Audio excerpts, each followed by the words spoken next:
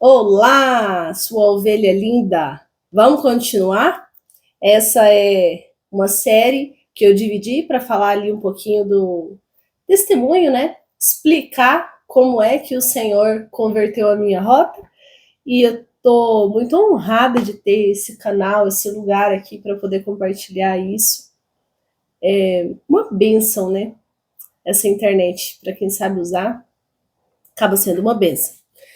Gente, então, no primeiro eu disse que como tudo começou, e quando eu comecei a ler a Bíblia, ainda não convertida, eu comecei a ler alguns pedaços que começaram a plantar sementes na minha cabeça. Eu gosto de falar que são pulgas, pulgas atrás da orelha, e algumas pulgas vieram quando eu li Levítico 19, verso 4. Onde fala assim: Levítico é o livro das leis que o Senhor deixou para os levitas e para o seu povo, né, que estava no deserto e tal. Foi Moisés que escreveu quando eles estavam ali no Monte Sinai. Você precisa entender isso, como eu entendi, para entender a importância desse livro. Então, aqui em Levítico, eu li no capítulo 19, no verso 4. Não vos vos virareis para os ídolos, nem vos fareis deuses de fundição. Eu sou o Senhor teu Deus. O que esse versículo me disse? Não, você não vai se virar para ídolos, coisas que você vai chamar de deuses, e você não vai fazer também para si coisas e falar, isso aqui é um deus, né? Peças de fundição, eu vou fundir, fazer de metal, de barro, de gesso, e vou dizer, é um deus. E vou me virar para aquilo e dizer que aquilo é um deus. É isso que esse versículo está dizendo. Não vos virareis, não vos inclinareis, não vos prestarei culto para ídolos, nem fará deuses fundidos. Eu sou o Senhor, seu Deus. Aí aqui muita coisa se explicou na minha cabeça. Deuses de fundição. No meu início ali, a gente ia muito na igreja matriz, que fica no bairro de Campinas, em Goiânia, e nós fazíamos algumas novenas até para Nossa Senhora do Perpétuo Socorro. Hoje eu tenho um estudo, uma visão diferente, um estudo sobre todas as 1000 versões de Maria, os santos, enfim, a origem, né? Mas nessa época eu ainda não me perguntava a origem das coisas. E aqui Deus já está falando, não fará deuses de fundição. Os santos hoje, que algumas igrejas utilizam, são ídolos fundidos. E a palavra diz, não farei isso, não farão isso. E quando você não lê um versículo isolado, você lê todo o livro, você conhece todo o contexto, toda a consequência que esse povo enfrentou por causa da desobediência, mas também toda a bênção que os que obedeceram receberam, você começa a entender a verdade disso aqui. E aí, depois mais um versículo aqui para nós, aqui já no livro de Mateus, saiu aqui, Mateus 7, capítulo 7, o verso 15 ao 23. Vamos ler. No 15, fala sobre os falsos profetas. Mateus foi um dos discípulos de Jesus. Ele caminhou com Jesus, andou lado a lado. E ele escreveu para nós algumas coisas que Jesus disse, fez, e ele registrou. E esse é o livro de Mateus. Então, Mateus escreveu: acautelai-vos, tome cuidado com os falsos profetas, que se apresentam disfarçados em ovelhas, mas por dentro são lobos devoradores. Nem todo que me diz, Senhor, Senhor, entrará no reino, mas aquele que faz a vontade de meu Pai estará nos céus. Muitos, naquele dia, que dia? Do julgamento final, o dia da régua, o dia final, lá em Apocalipse. Muitos naquele dia vão me dizer: Senhor, Senhor, mas porventura nós não temos profetizado em seu nome? Temos expulsado demônios em seu nome. E em seu nome temos feito tantos milagres. E aí Jesus diz: então lhes direi, nunca vos conheci. Apartai-vos de mim, os que praticam a iniquidade. Aqui, gente, imagina a cena. Você passou a sua vida inteira achando que você estava servindo Jesus, como eu achava. Você tem um pedaço do Centro Espírita, um segmento que trabalha com cirurgia espiritual, cura espiritual. Todo mundo conheceu agora o João de Deus, né? O famoso João de Deus. Eu cheguei a visitar esse lugar aí. Tem uma cidade em Goiás que se chama Abadiânia. Ali é o polo desse segmento espírita. E aí, através do João de Deus, aconteciam milagres. Alguns centros espíritas faziam cirurgias espirituais e eu fui frequentadora de algum deles, levar pessoas para fazer cirurgias espirituais, mas no meu caso não funcionou. As pessoas que eu levei, né, a minha mãe e o meu marido, não foram curados. Por que será, né? Mas enfim. Então o que esse versículo diz? Muitos que vão chegar no dia final e dizer: Jesus, como que eu não sirvo você? Eu sempre te servi. Eu realizei milagres no teu nome. Eu expulsei demônios no seu nome. Eu profetizei no seu nome. O que é profetizar? Em nome de Jesus vai dar certo. Isso vai dar certo em nome de Jesus, eu profetizo. Aí imagina você fazer tudo isso e chegar no dia final, no juízo final, e Jesus virar para você e dizer: quem é você? Ó, eu sou a Marília. Eu trabalhei no Centro Espírita Caminho da Vida, da Verdade, que eles põem bem esses nomes, sabe? Caminho da Luz. Eu trabalhei lá. Eu atraí muitas pessoas para aquele lugar. Eu disse da reencarnação, eu expliquei e eu fiz intercessão, eu fiz passe, dei passe, fiz curso de médium e tal, e fiz milagres. Inclusive, eu participava lá de um grupo que fazia cirurgia espiritual. Aí Jesus vai olhar para mim e falar: eu não conheço você. Sai daqui. Afaste-se de mim, porque você praticou iniquidade. O que é iniquidade? Algo fora da lei. Eu vou olhar assim para Jesus e dizer: Jesus, mas eu fiz tudo isso em teu nome. Ele vai dizer: você foi errada, você foi enganada. Você fez achando que era para mim, mas não era. E aí, quando eu entendi isso, tá escrito aqui. Gente, tá escrito.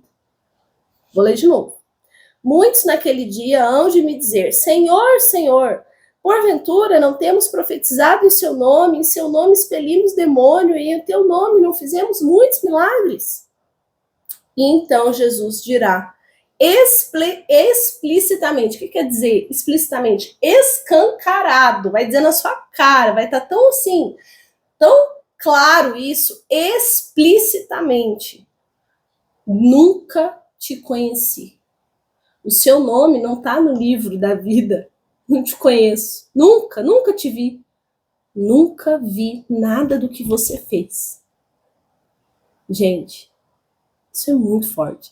Imagina você trabalhar uma vida inteira como muitos trabalham enganados. Trabalham uma vida inteira para chegar no juízo final. Jesus dizer isso, ouvir isso de Jesus: eu não te conheço. Separa-te de mim, aparta-te de mim, afasta-se de mim, eu não te conheço. Você praticou iniquidade. Nada do que você fez valeu. Todo o tempo que você fez, que falou, que foi, perdeu. Perdeu tempo, perdeu vida, perdeu a salvação. E Mateus está nos dizendo isso aqui. Então, quando eu comecei a conhecer a Bíblia, eu comecei a ler isso aqui e entender que existem aqueles que estão certos no que fazem, no que dizem, os que estão errados e os que estão enganados. Enganados são aqueles que acham que estão certos, mas não estão. Entendeu? É muito difícil. Enganado é o marido traído, a esposa traída, é a última a saber, não existe esse ditado? Então, é exatamente isso. Que nós não sejamos o último a saber. Eu estou aqui para que você não seja o último a saber, para que você saiba já, e para que você tenha tempo de voltar atrás, para que não aconteça com você. Você já pensou se eu não gravo isso, se eu não falo isso, se eu não testemunho isso? A culpa que eu poderia carregar de um dia você chegar no juízo final e dizer, poxa, mas a Marília estava comigo o tempo todo, ela sabia e não me falou. Que maldade dela, né? Quer o céu só para ela. Nossa, que mulher maldosa, cruel. Então, para eu não passar por isso, eu estou aqui. Tirei uma tarde para gravar episódios do que eu entendi da minha conversão, o que me convenceu, né? Venceu o que eu achava, ganhou. O que me convenceu foi o Espírito Santo. Não foi nenhum pastor, não foi nenhum irmão, não foi nenhuma oração, não foi nada disso. O que me convenceu foi o conhecimento. E por isso eu bato muito nessa tecla. É importantíssimo que você tenha conhecimento. Não seja enganada. Então, quando eu comecei a ler isso aqui, eu pensei, gente, Jesus já sabia de tudo isso que ia estar acontecendo nos dias de hoje. Falsos profetas, pessoas que entram no reino dizendo que são de Deus, e que Deus disse, que o Senhor disse, e as pessoas vão tudo igual umas ovelhinhas, uma atrás da outra ali naquele caminho de morte. Por quê? Por preguiça de conhecer, porque a palavra está disponível para todos que estão aqui, pelo menos no país que nós estamos, no Brasil, existe acesso para quem quiser a uma Bíblia. Então, também não vai ter essa desculpa quando chegar lá.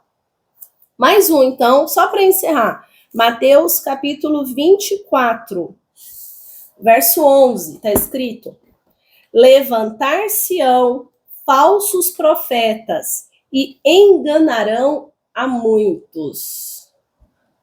Muitos. Enganarão muitos. Eu saí desse muitos. Hoje eu sou uma ex-enganada. Hoje eu sou uma das que saiu do destino para o inferno e colocou o destino para o céu. É forte isso, né? Mas só tem duas opções. Não existe essa opção do meio termo, tá? Cuidado. Não existe.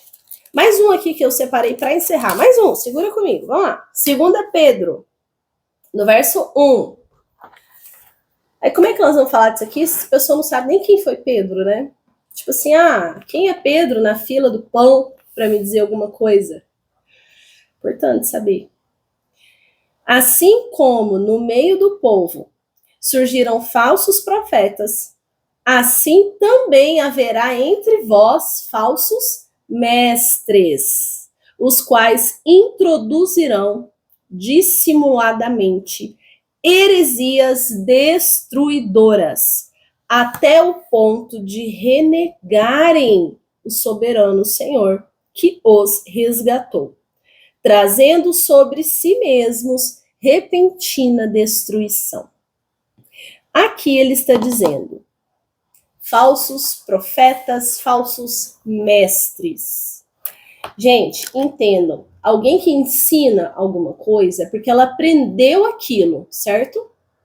Então, por exemplo, eu aprendi que a doutrina de Allan Kardec era uma revelação, que era correto, que era real, Por quê? Porque alguém me ensinou, certo? Então, desde criança, nós viemos aprendendo coisas, nós não nascemos sabendo disso, mas as pessoas vão colocando, depositando, ensinando coisas para nós. Então, isso é o que ele diz de mestres. Pessoas que vão te ensinar, mas vão te ensinar errado. E aqui eu quero dividir essas pessoas entre as que são manipuladoras da verdade, manipulam para que você não conheça a verdade, e ela sabe do que ela está fazendo, ela sabe que ela está errada, mas ela quer te levar para a destruição, porque ela vai e ela não quer ir sozinha. E as pessoas que são enganadas, que te amam, que querem o seu bem, que são verdadeiramente seu mestre, seu protetor, uma pessoa que é como uma mãe, um pai, não faria mal para o filho, essa pessoa não faria mal para você. E ela vai te ensinar algo errado. Por quê? Porque ela não sabe. Não é maldade dela, que ela não tem o conhecimento. E aí, quando eu comecei a conhecer o que está aqui, é que eu entendi. Eu fui enganada. E muitos são enganados ainda no dia de hoje. Agora, a minha missão, o meu propósito é dizer para os que ainda estão no engano, saiam desse lugar. Não por mim, mas por você, pela sua família. Não porque eu estou aqui te falando isso. Busque, faça como eu. Não aceite o que as pessoas vêm falar para você. Busque conhecimento. Acompanhe, estude, se dedique. Ou simplesmente confie em alguém que te ama e que está aqui dizendo para você. Se você me conhece, se você é um ente querido, um parente, um familiar meu, pode saber que eu amo muito você para estar aqui me dedicando, fazendo esse vídeo, para que essa verdade alcance você. Eu não faria isso por nada. Talvez eu não fizesse nem por você, mas eu faço porque Cristo me pediu. E ultimamente eu tenho obedecido e tenho recebido muito do que só os que obedecem recebem. E eu quero te dizer isso, essa verdade, nesse dia de hoje. Então é isso. Esse foi, acho que, o segundo ou terceiro vídeo da série desse testemunho. E eu vou gravar mais alguns aqui para não ficar tão longo. A gente vai fazendo assim, picadinho, para que eu possa aprofundar mais também em cada um deles. Quero que você saiba que a internet é um controle remoto na sua mão. Se você está aqui é porque você quer estar aqui. Então, não faça comentários que ofendam ou que deturpem o que eu estou dizendo, tá? Eu não quero te convencer de nada. Eu só estou aqui te dizendo o que eu vivi, o que eu conheci, o que eu entendi e da transformação que tudo isso causou na minha vida. E se você não gostou, se você não gosta, se você não quer ouvir, é só trocar de canal, tudo bem? Gente, um beijo para você com muito amor, que o Senhor te abençoe e até o próximo vídeo.